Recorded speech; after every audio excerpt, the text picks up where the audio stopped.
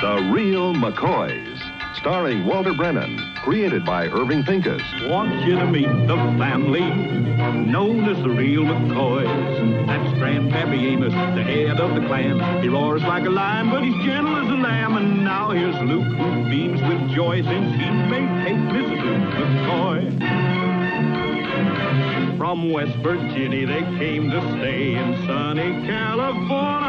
Old Grandpappy Amos and the girls and the boys of the family known as the Real McCoys.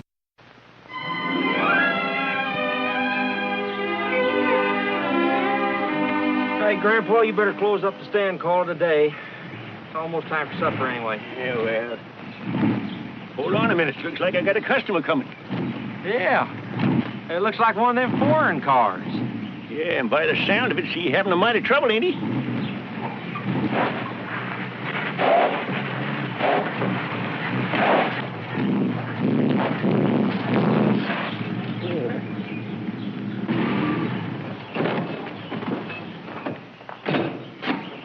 Howdy. Hello.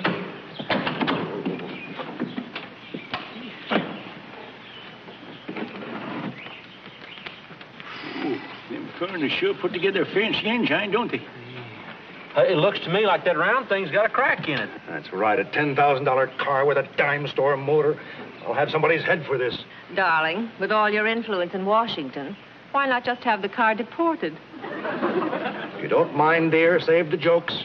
Say, there's a first-rate mechanic down the road a piece. Thanks a lot, Pop, but this is not a tractor. This is an automobile. Well, now, Jet. Thank you, but I don't think a mechanic would be any help. You see, one of the advantages in traveling in a custom-built car is that you have to send 3,000 miles when you need a part.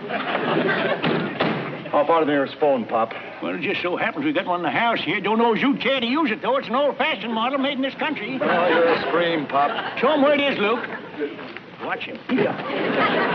Oh, this is such a sweet place. Well, it's a mite rocky for a farm, and it ain't quite big enough for a ranch, but it's all we got. Not all you've got. Do you suppose there's any way I could ship some of this fresh air back to New York City? Why, don't it get out that far? Haven't you ever been there? No, I ain't. I don't cotton much to big cities. Say, I just realized I'm thirsty. Would you sell a city dweller a glass of cider? Oh, you don't want to drink that stuff, ma'am, but if you come in the house, I'll treat you to a glass of my private stock. That's the best offer I've had all day. Say, you know, it's just a crying shame that husband of yours ain't got as nice taste in automobiles as he has in women folk. Well, thanks. I like you, too. Thank you, ma'am. I want that distributor out here as fast as you can get it. And you better go on a diet for the next few days, because when I get back to New York, I'm going to make you eat that crummy car. 2 days. 2 days before they can get hold of a distributor and fly it out here. And what are we supposed to be doing with ourselves in the meantime while we're waiting? How far is it to the nearest hotel? Oh, there's a nice motel about 15 miles from here. 15 miles? Roger, take one of your green pills and relax. If you blow out your distributor, they won't be able to fly out a new one from New York. We got us a spare room. Oh, thanks, but I couldn't put you to the trouble. Oh, it's no trouble at all. We'd be glad to have you. Well, Thanks. But we're not interested. I apologize for my husband. And if his bad manners haven't made you change your mind, we'd like to stay. The offer still good? Oh, it sure is, Miss Brewster. Wonderful. We'll get our things out of the car. I'll get that spare room ready right now. Supper's ready. Oh, good. Mr. and Mrs. Brewster, this is my sister Hassie, and that's my brother Little Luke. Well, how do you do? Why don't you let your things go till later and sit down and have a bite of supper with us? Well, we'd love to. Where can we wash up? Right this way. Cynthia. You know I can't eat just anything. My stomach. It's killing me right now. Roger, dear. Perhaps if you'd give your tongue a rest, your stomach would quiet down, too. Now, come along. The only good thing about a second honeymoon is that you realize what a mistake the first one was. Are they married? Yeah? To each other? Yeah. Well, how come? Because they find anyone they like? Like each other. Well, they sure don't want no one to know it. What's the matter about all the time? Now, little Luke, you stop talking that way. He's probably a nice fella inside. Yeah, way down deep inside, when he was passing out dispositions, why, he got one that's intended for a black widow Spidey. Go on, get your supper.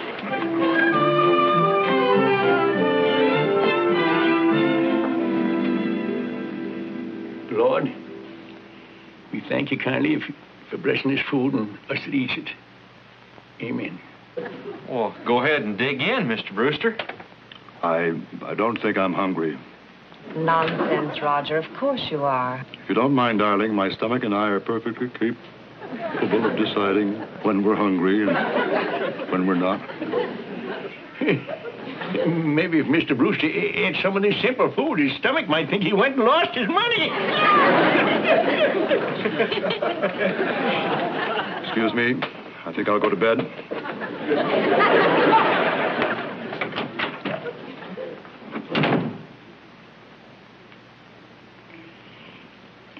I was only fooling. I didn't mean to upset him. It's not your fault, Mr. McCoy. My husband's disposition has been 20 years in the making. Well, what seems to be his trouble, if you don't mind my asking? I'll bet it's them pills putting all them colors in his stomach all to once. It's bound to kick up a ruckus. No, it's money. Money? When Roger and I were first married, we used to enjoy life. Making money was only one of the things he got a kick out of. Somewhere along the line, it became the only thing. Well, we're not going to let my troubles spoil this wonderful dinner. Mrs. McCoy, I must compliment you. Everything looks delicious. Thank you kindly. Well, Grandpa, mind your manners.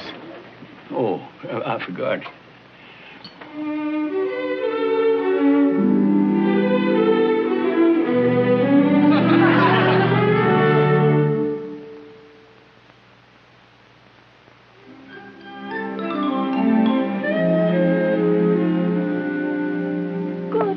Roger? What's good about it? Oh, come on now. You slept better last night than you have in years. I did not. Oh, you did too. I never closed my eyes. How was the fried chicken? What fried chicken?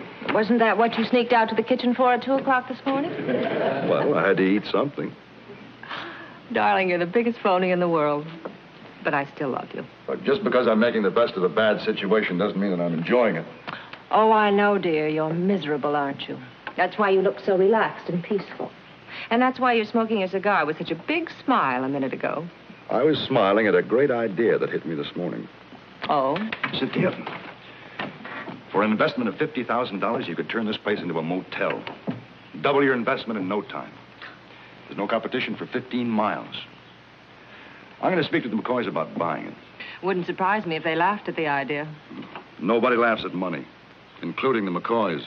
The McCoys might laugh at it, because they have something much more valuable. I thought you were too smart to be taken in by a bunch of phonies. The McCoys? Certainly. You drop a $50 bill among them, and they'll kill each other for it. I'll prove it to you. You think they won't sell out? Huh? All right. You just watch.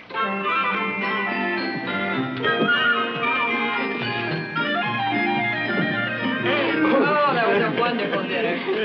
Roger, I haven't seen you enjoy food that way in 20 years. Oh, you're sure looking better than you did yesterday. Well, I must admit I feel much better. You have a little game of checkies, Mr. Brewster? No, thank you. You two go ahead and play. I'll just watch. You get out the checky board, Lukey. Let's have a little game, huh? I have a business proposition for you. Well, if it's about that automobile, I wouldn't give you 25 cents for it. That's very funny, but that's not exactly what I had in mind. How would you like to make, say, $10,000? $10,000? Say, you was out in the sun a little too long today, wasn't you? Here's my idea without wasting words. I want to turn this place into a motel. Hey, see, I'll buy you out. let's get back that automobile. I'll give you 15 cents for it. I never joke about money. You just don't understand farmers, Mr. Brewster. Now, when my brother Ben started this place, he started from the bottom up. All he had was the dirt and a heart full of hope. And everything he added to that dirt gave him a lug box full of happiness you couldn't buy for $1 million. And when old Ben passed on, bless his sweat and dirty hands, he willed all that happiness to us. And we aim to hang on to it. That's a very impressive speech, Mr. McCoy. But only a fool would turn down $15,000 for this place. Well, maybe we are fools, but we're happy ones. Come on, Luke, forget that checky game now. We've got some things to do before we turn in.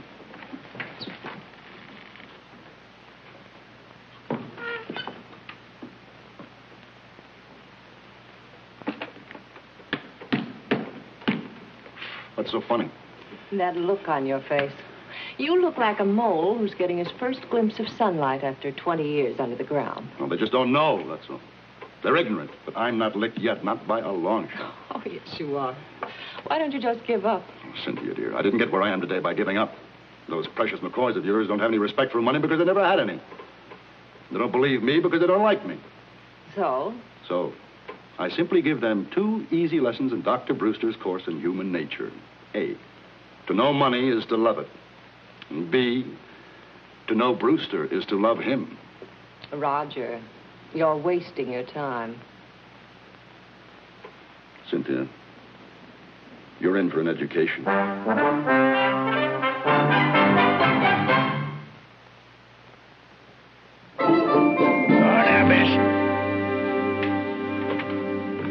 Good morning. Hard at it, I see. What are you doing up at 5 o'clock in the morning? Thought you'd still be in bed, flattening down your ears. Oh, you can't keep an old farm boy in bed once he gets the smell of this morning country air. Old farm boy, huh? That's right. Indiana born and bred. Had soft hoe handles back there. A long time ago. Say, how about letting me help you? A man doesn't need calluses to milk a cow. Think you can do it? I think so. And I bet you don't get a thimble for. Well, let's see now. Yeah, Mr. Brewster. That's a wonderful touch you got there. Yes, sir, a wonderful touch. You're all right, Mr. Brewster.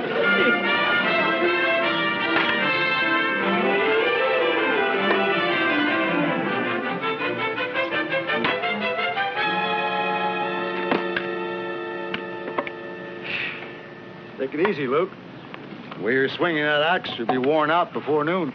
Look here, Brewster. Don't be telling me how to swing one of these things. Been chopping wood since I was 5. Yeah, and I got the split toes to prove it, too. I'm trying to make things easier for you. Wait a minute. Let me show you. Well, now, wait a minute here, Brewster. No, you ain't going to be lifting the lid on one of them pillboxes, you know. One false swing, and your wife's going to be a whole head taller than you. Hey, Brewster, you're pretty good. Luke, why don't you go in the house and take a bite of that apple pie that Kate just made? That girl sure can bake. Oh, well, thanks, but no, I better... Go ahead. I'll take care of this. Doggone it, Brewster. You're all right.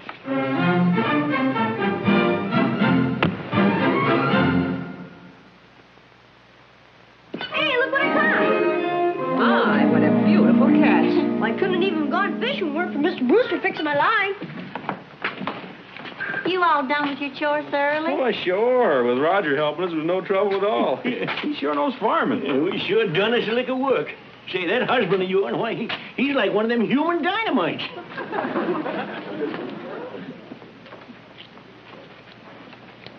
To know Brewster is to love him.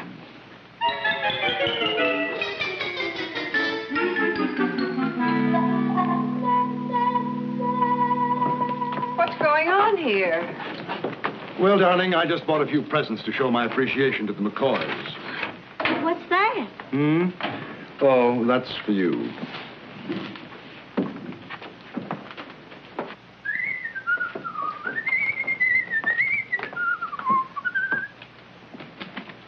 To know money is to love it. If you think you can corrupt the McCoys with a few shiny gadgets, you're out of your mind.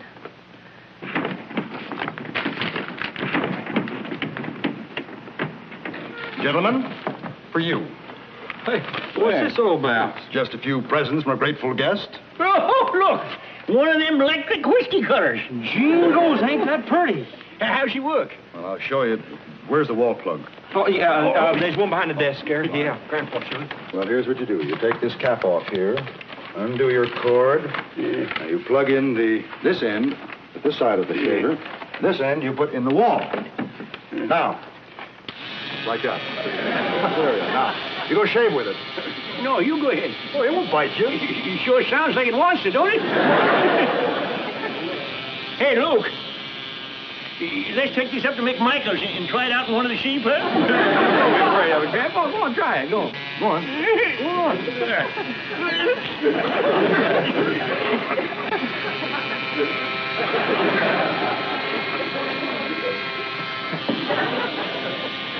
Great balls of fire. You say that's as smooth as an apple. That's the greatest invention since mail order teeth. I don't know how I'm going to thank you, Rog. No. I know. My Sunday overalls are yours. Say, I wonder if this will work on a worn-out shirt collar. Let's see what I got here. Huh? See. Oh, look at that, huh? Oh, it's a camera. That's the finest money can buy, Luke. And there's a very, very special lens on this one, too. See? Now, to take a picture, this is the trigger. You push down there, and you look through this little window to find your image. Right like that, you see? Yeah.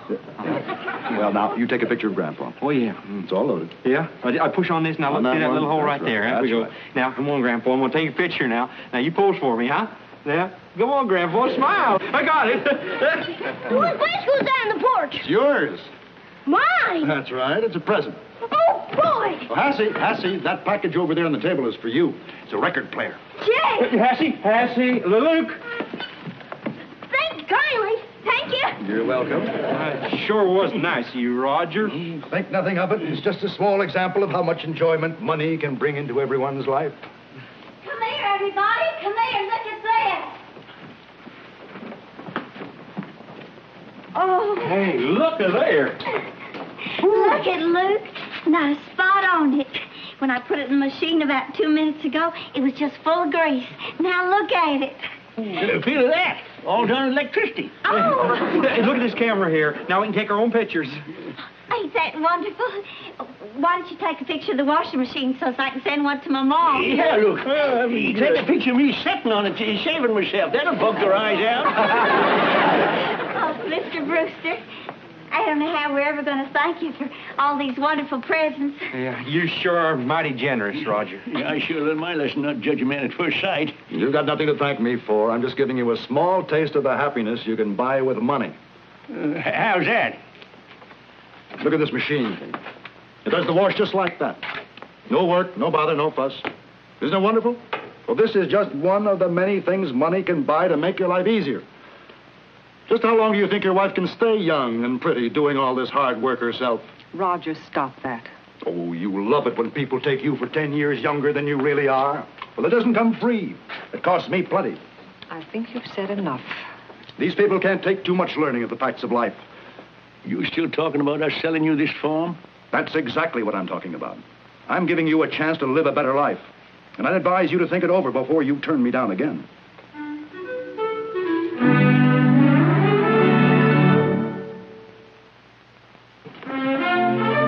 Well, shall we talk about the sale? Nope. We still ain't interested in selling. Not for a long time, if ever. Are you kidding? There's a lot of truth in all you said, Mr. Brewster. Washing machine and all them luxuries is fine, even you don't have to pay too much to get them. Yeah, we ain't got much money, but we got us a happy home. And as for my Kate staying young, my grandma always said a loving man was worth any beauty shop. And fellas were still whistling at her until the day she died. Yeah. When a week went by, I didn't have 4 fights over her. Well, Professor, I want you to know that meeting you is, well, it's been the most wonderful thing that ever happened to me. And I'll never forget you. Mr. Brewster, that was for you. The part for your car will be here this afternoon. Well, I guess we'd better pack. I'd be rightly obliged to you, ma'am, if you'd take along them presents with you. Oh, I wish you'd keep them. Well, I tell you, you get fancy things like them, we like to feel that we earned them. I'll go get the things out of the washing machine. Yeah, I'll bring the other things.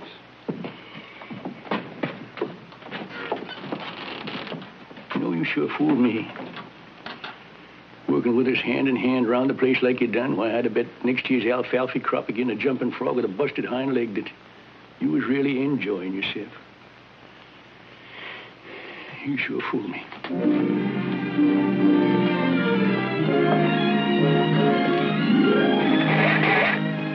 Cynthia, will you hurry up?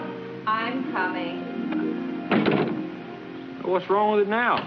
It was all right when the mechanic left this morning. It's one of them foreign cars. Don't like it here in this country.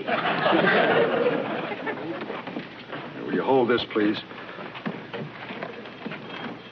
Well, didn't he put the distributor in right? Well, sure he did, but the rotor's missing. Oh, how stupid can a mechanic be? Let me use your phone again. Yeah, sure. Go ahead. I'd like to ram that car right down their throat. The rotor's missing this time. He's madder than a fox in a briar patch. No, he ain't mad at all. He's not. That husband of yours is going to be all right. I wasn't wrong about him after all. What are you talking about? Unless I'm wrong about this. Well, what is it? That's the rotor off in the engine. Fell out of his pocket when I dropped the coat. Oh, I left the phone number in the jacket. You know, it's going to take a few days before they can get that part to me. I don't know. It's just hopeless. I don't know what to do. If you'd like to stay here, the room's still yours. Well, no. We wouldn't want to put you people to all that. How about it, darling? I think it would be very nice. Well, come on, let's go on in the house then. Come on, Rog. Just a minute, Bub. You know, we ain't running no girl-done motel here, you know. You want to stay around here, you got to work for your keep. There's haying to do and milking to do And wood to be chopped, don't forget that. Oh, Amos, where did you hang those new overalls? You get an old pair. I ain't going to have no hired hand dressing better than the boss. Say, Rog, maybe you can use that.